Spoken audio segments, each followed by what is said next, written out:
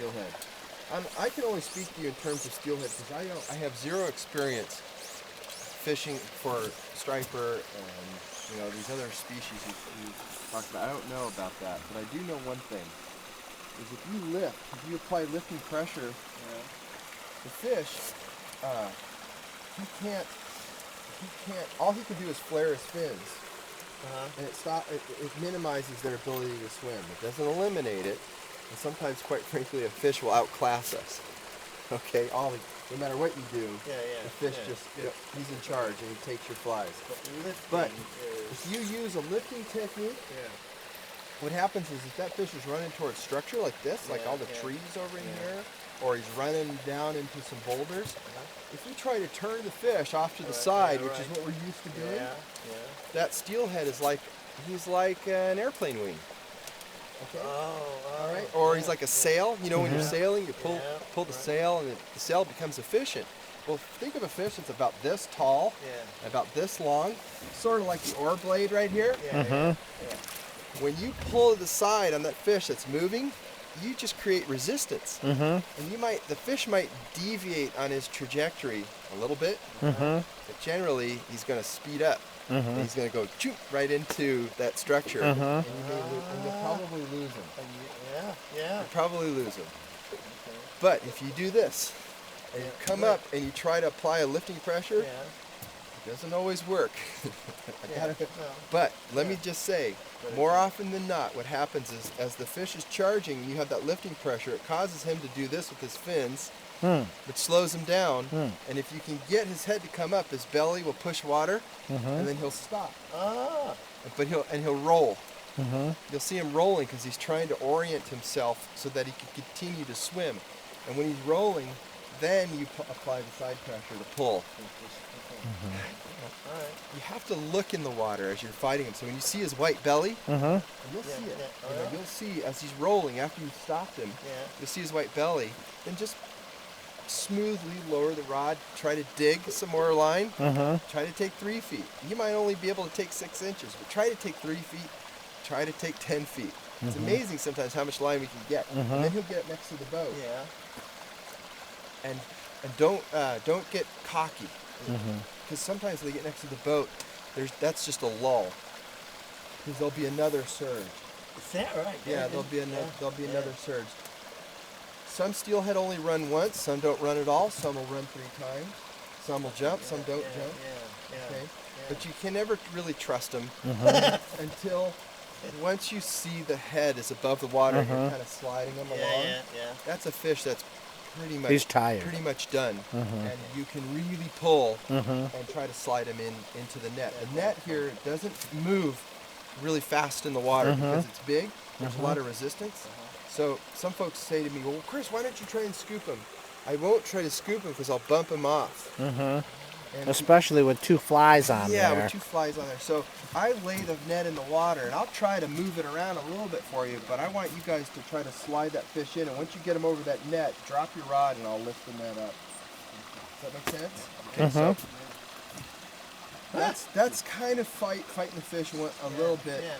But going right back to the presentation part here. That's the cast. It really isn't much of a cast. But this is the part that I focus on, that you'll hear me talk about. I want to see you feed. And look at, I reach out, bring my arm back, reach out, bring my arm back. And look at how I'm feeding it. I'm feeding way more right now than we need. But I'm trying to show you that, look at, my left hand doesn't do anything. And I just fed it. Again, try to strip in from behind that index finger. The reason I say that is during the fish fight, if you're here and you're fighting it here, you'll have maximum control. If you grab the line here, sometimes you can't find that finger. Okay, you ever done that? Where you're going like this? You can't. So if you just stay in here, you have control. All right, and then when it comes time to let them run, just loosen your grip a little bit. The cool thing about this is you have all your digits to hang onto the rod. Or if you're using this technique, there's a good chance that fish will bend your wrist down, and when the rod goes straight to the fish, they get tight to the fly, and when they get tight to the fly, they roll and they come off. It's a barbless hook, right? Okay. So it will come up. So the rod being up and bent creates this progressive pressure where the fish can never get tight enough to that fly to roll off of it in a perfect world. Okay. Yeah. Like I said, they can still do amazing things. Why did he come off? I don't know. Okay, so watch the feeding again.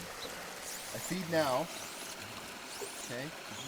And if this was really fast water, it'd be past the boat by now. Right? And I mend it. I toss that line over to the right side of that indicator. Let me tell you a little bit about mending. Here's a mend. This is by the book right here, right? This mend where the rod comes up and then it drops down. Right. And it's incredibly inefficient because it causes most of the time the indicator to come towards the boat. So as you mend it like this, look at that. I just pulled the indicator over a foot. Yeah. So how do you minimize that? How do you not make that happen? How do you make mending really easy? You're going to love this. Watch this. Watch my rod. I'm going to mend the line. All I did was lift the rod up and drop it down. Straight up.